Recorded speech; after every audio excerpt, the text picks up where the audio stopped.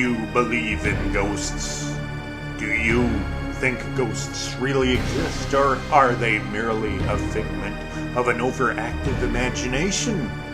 Are you open-minded enough to accept another level of human spirit lost in the afterlife, somewhere between life and death?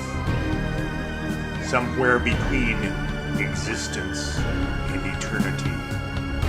If you are willing to believe, then for the next few minutes, sit right back and enjoy Tecumseh's Tombstone Tour.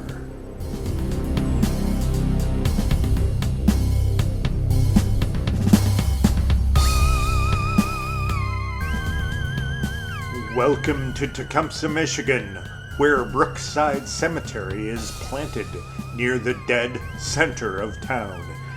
Let's begin our tour at the front gate at the Silvers family plot. The entire lot of them were murdered. On a cold winter's night back in Victorian days, in Tecumseh, Michigan, shots rang out and shattered the frozen crispness of the silent night air.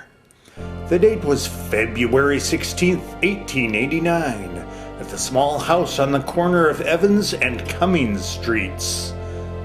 In the morning, 3 dead bodies lay inside the house of Frank L. Silvers. A 4th victim was also laying inside the house. He'd been shot in the head and was clinging to life. The victim was Frank Silvers himself. He would die on February the 17th, 1889, never to regain consciousness and to explain the details of that horrible murder of Josephine Shepard, his wife of age 39, 11-year-old daughter Edith Josephine, and 9-year-old Ada Frank. And of course, the last to die was Frank himself. How did this happen, and why? Next on our Tombstone Tour is another family plot. Although none of these family members left this world under ghastly circumstances, well, that we're aware of. The Lilly family. The patriarch Lucius Lilly lived from 1823, born just 1 year prior to the founding of Tecumseh, until March 1st, 1912. He willed nearly his entire bank fortune to the poor of the county. Next on our tour is the famous witch's hand. Legend has it, if you count the bones on this skeleton hand sculpture and then count again, the numbers are different every time.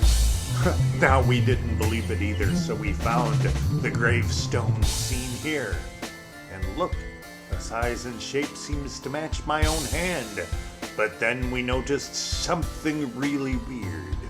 We stepped around to the other side of the headstone, or should I say, handstone. And look, there are now 2 skeleton hands plainly visible.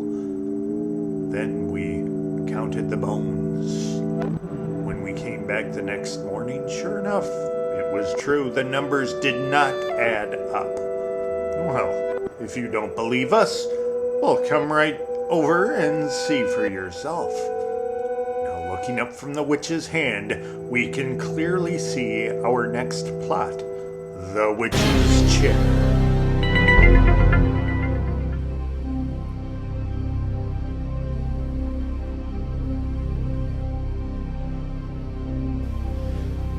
Well, I first read about the witch's chair at the Brookside Cemetery in a book called Weird Michigan, also Haunted Michigan, and I thought I'd take my night vision video camera down to the cemetery at night and see for myself. Well, I digitized the video afterwards, and I couldn't believe the strangeness.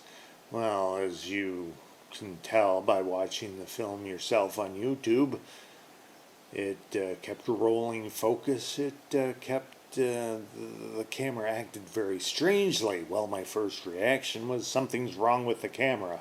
So I borrowed a second camera with night vision, mind you, and I taped it again. And sure enough, happened again. So I borrowed a third camera, one with widescreen, and I shot it in the middle of the day.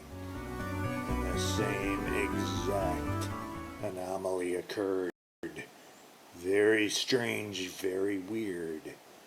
I can see why the witch's chair has its own legend.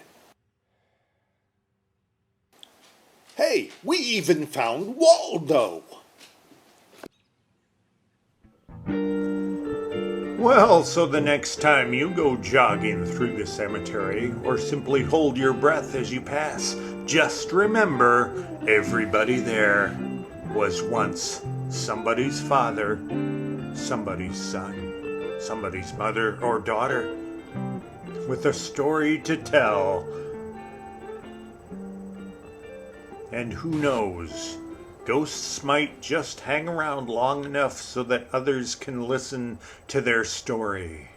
Maybe they just want to be heard.